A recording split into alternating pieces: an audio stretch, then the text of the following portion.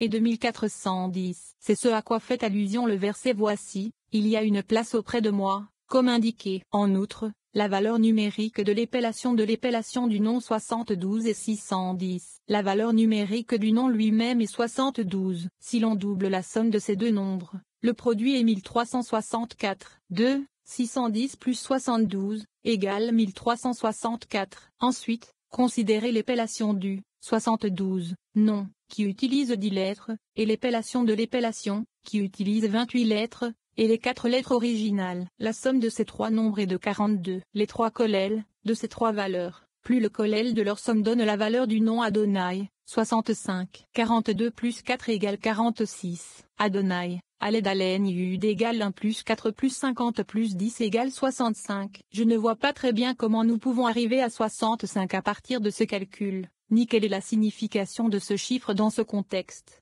La signification mystique du deuxième puits, Situna, est la suivante. 3 Yud sont utilisés pour épeler le nom de 63. Le nom de 63 est Yud Vav Daleh Yud Vav Ale Vav Yud. Leur valeur numérique combinée, élargie, est de 300. Si nous ajoutons à cela, la valeur numérique du nom de 63 plus le kollel, le total est la valeur numérique de Sitna. 300 plus 63 plus 1 égale 364. Sitna. Saint-Ethné égale 300 plus 9 plus 50 plus 5 égale 364. Encore une fois, considérez les trois EU, dont chacun, lorsqu'ils sont épelés, forme un allais. Le Iud s'écrit Iud Vav Daleh. Ces trois lettres peuvent être vues graphiquement comme la forme de la lettre allais. Le Iud est le bras supérieur du allais, le Vav est la barre diagonale du allais, et le Daleh, inversé, est le bras inférieur du allais. Nous avons donc trois allais, dont la valeur numérique combinée, une fois épelée, est de 333. À cela, il faut ajouter 30 et le kollel pour atteindre 364. Lorsque la lettre allais est épelée,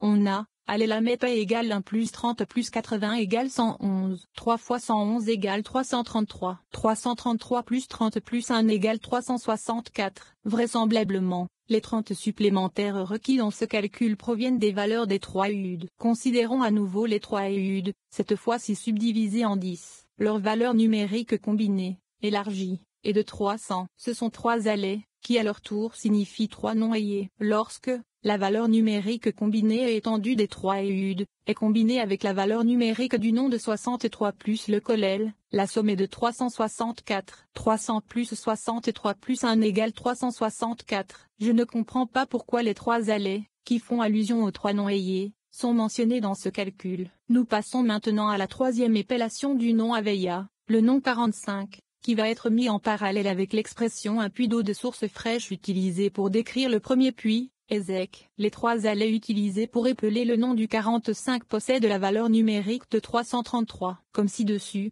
avec les allais produits graphiquement du nom 63. À cela, il faut ajouter 28, pour obtenir 361. Comme on le verra, nous arrivons à 28 de la manière suivante. Prenez la valeur du nom 45, soustrayez-en les trois allais. Il reste 42. Soustrayez encore les 10 lettres utilisées pour épeler le nom et les 51 d'un autre côté, 1410, 1364 égale 46. Il se pourrait donc que ces paragraphes aient été impliqués d'une manière ou d'une autre dans le passage de 1364 à 1410, via 42 plus 3 kollel, et que le texte se soit déformé.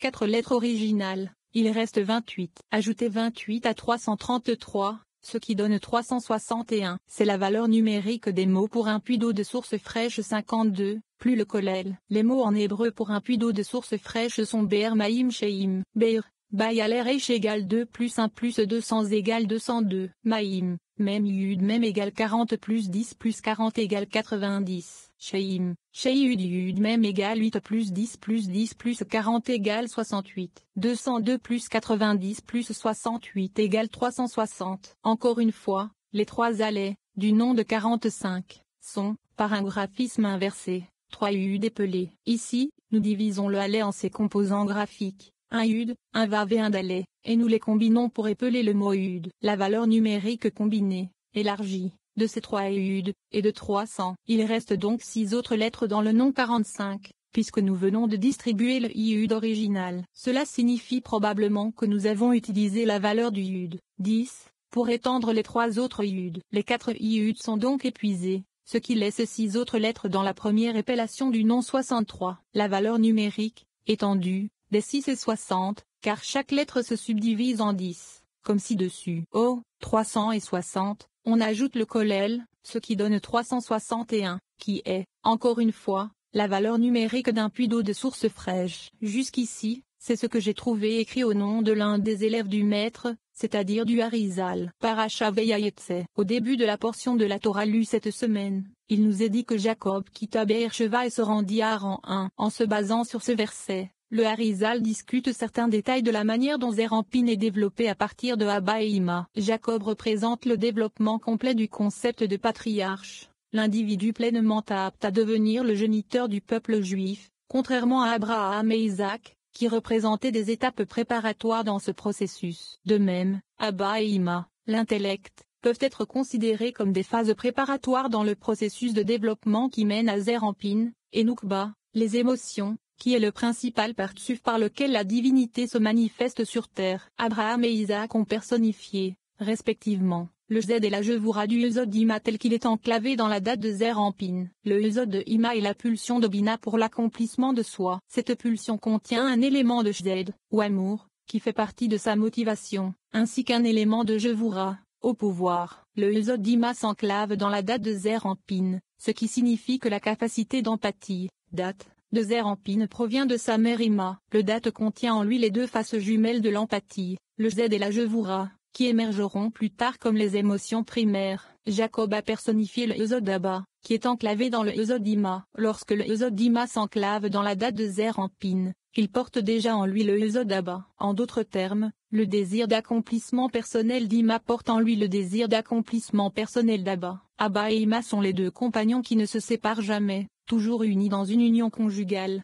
car la Shema sans Bina est éphémère et la Bina sans Shema peut perdre ses repères, comme nous l'avons expliqué précédemment. Or, il est connu qu'au début, il entre Zeir Anpin une mentalité immature, signifiée par le nom Elohim. Le nom Elohim signifie symptôme contraction, de la lumière divine. La conscience rétrécie de la mentalité immature est donc signifiée par ce nom. Ensuite, lorsque la mentalité mature susmentionnée entre dans son esprit, de la mentalité originelle, immature, descend dans sa gorge. Pour cette raison, la valeur numérique du mot gorge, garon, Gimel Reish Vaven, 259, est égale à 3 fois celle du nom Elohim. Alelamédei une même, 86, plus 1 pour le kollel. C'est également la valeur numérique de Haran, Shereshn, 258. 3 fois 86 égale 258, 258 plus 1 égale 259. Il s'ensuit que le Yesod de Ima dans l'état de mentalité mature ne s'étend que jusqu'à la poitrine de Zeir Anpin. La volonté d'accomplissement personnel d'Ima s'arrête lorsqu'elle est devenue l'intellect des émotions. Cependant, le Yesod de Abba, qui est masculin et plus long, s'étend plus bas,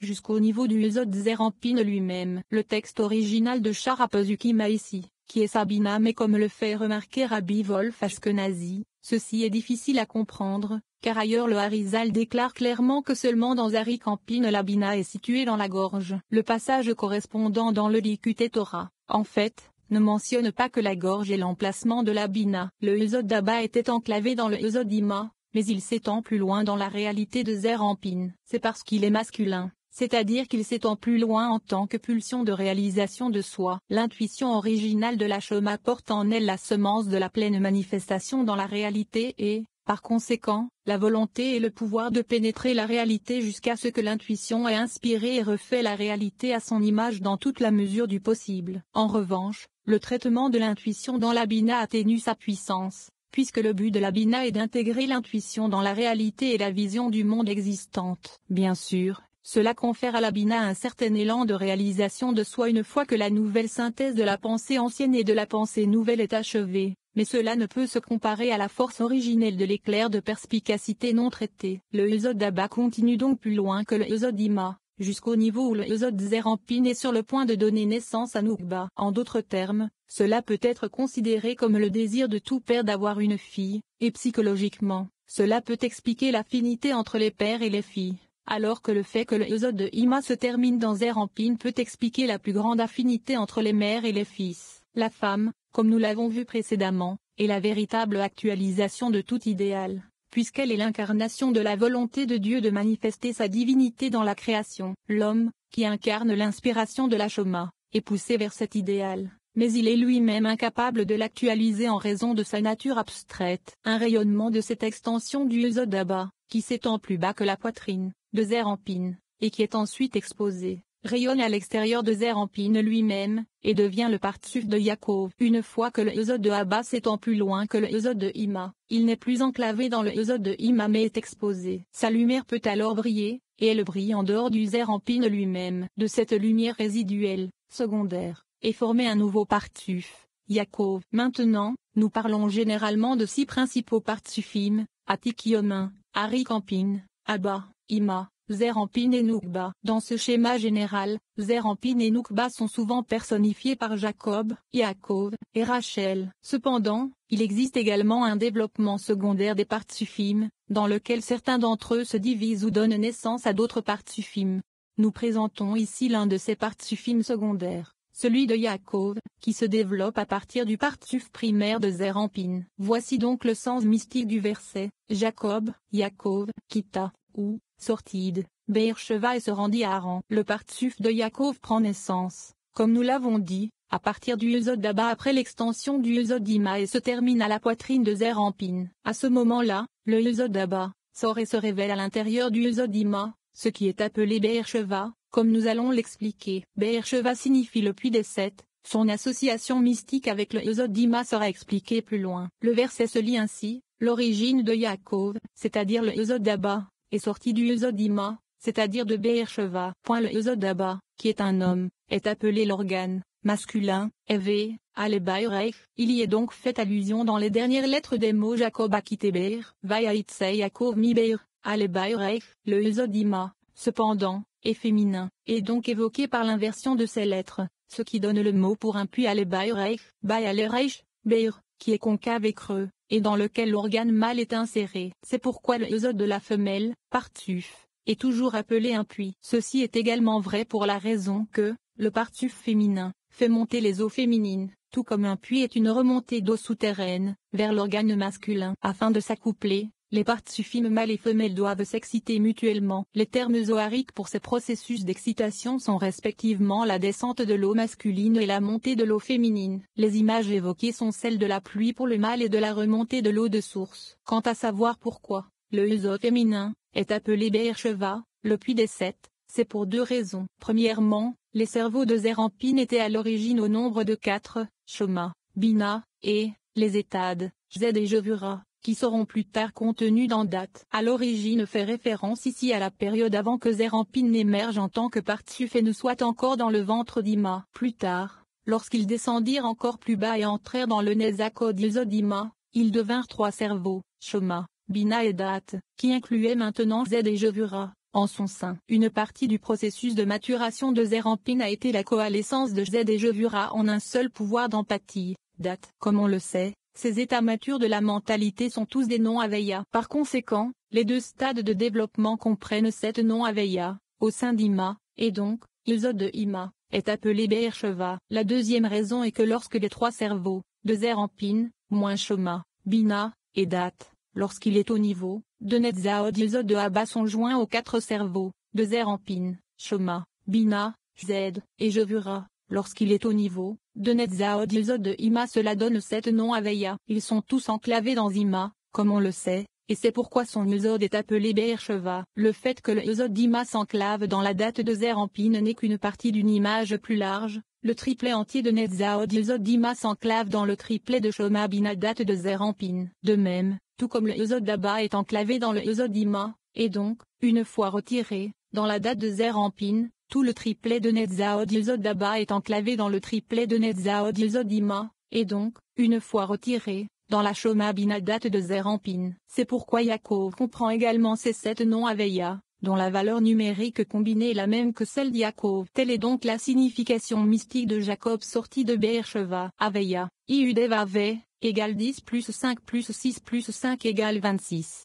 7 fois 26 égale 182. Yaakov, Iudayin Kufbaï, égale 10 plus 70 plus 100 plus 2 égale 182. Or, on sait que ces noms Aveya qui manifestent la mentalité mature, de Zeir Anpin, se répandent via les 3 axes dans tout le corps de Zeir Anpin. Au cours de ce processus, Il passe par la gorge, qui est appelée Haran, qui est formée des trois noms Elohim qui manifestent la mentalité immature,